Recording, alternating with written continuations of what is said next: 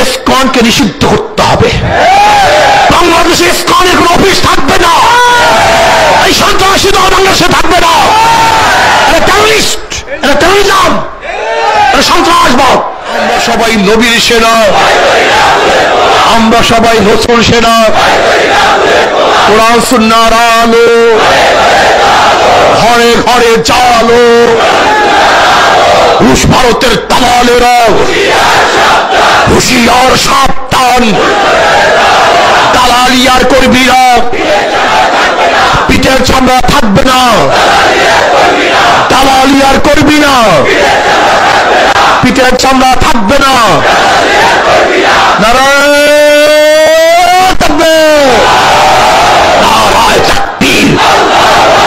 আমরা সবাই নবীর সেনা, ভয় করি না বুলেট বোমা, কোরআন সুন্নাহর আলো, রুশ ভারতের দালালেরা হুঁশিয়ার সাবধান, পিঠের চামড়া থাকবে না, দালালি আর করিস না, পিঠের চামড়া থাকবে না।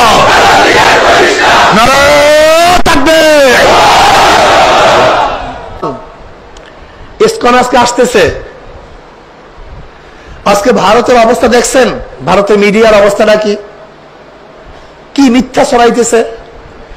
আমি প্রশ্ন করতে চাই, ইসকনের যারা সদস্য তারা বাংলাদেশের নাগরিক কি বাংলাদেশের নাগরিক না? এই প্রশ্নটা প্রথম ভারতের কাছে প্রশ্নটা করতে চাই, তারা বাংলাদেশের নাগরিক কি নাগরিক না, না তারা ভারতের নাগরিক, এ দেশে অস্তিত্ব সৃষ্টি করার জন্য ভারত পাঠিয়েছে? এটা আমাদেরকে দেখার বিষয় আছে, কি কথা ঠিক না? যদি ইসকনের সদস্যরা বাংলাদেশের নাগরিক হয়ে থাকে তাহলে অবশ্যই এই বাংলাদেশের আইন অনুযায়ী তাদের বিচার হবে, সমাধান হবে, তারা নাগরিকের অধিকার ভোগ করবে, কি কথা ঠিক না? যেখানে ভারতের কিছু করার নেই, ভারতের কিছু দেখার নেই। কিন্তু ভারত এত উৎসাহিত কেন? ভারতের মিডিয়া এত গরম কেন? এত মিথ্যা প্রোপাগান্ডা ছড়াচ্ছে কেন? তার মানে হলো সিকিমের মতো এই ভারত এই দেশটাকে গ্রাস করার চক্রান্ত করতেছে।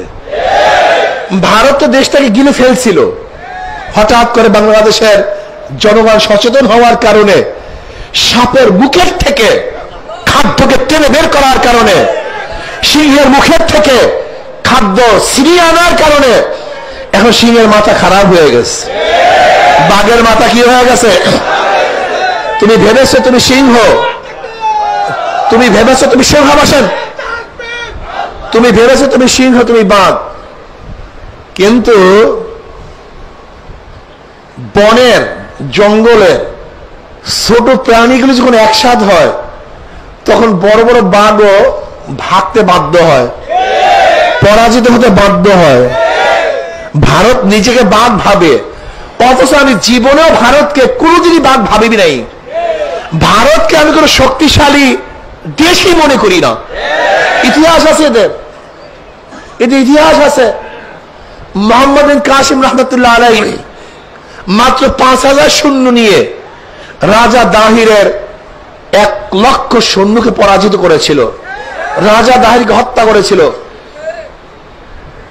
সুলতান মাহমুদ গজনবী রহমতুল্লাহ আলাইহি 17 বার ভারত আক্রমণ করে বিজয় করেছিল।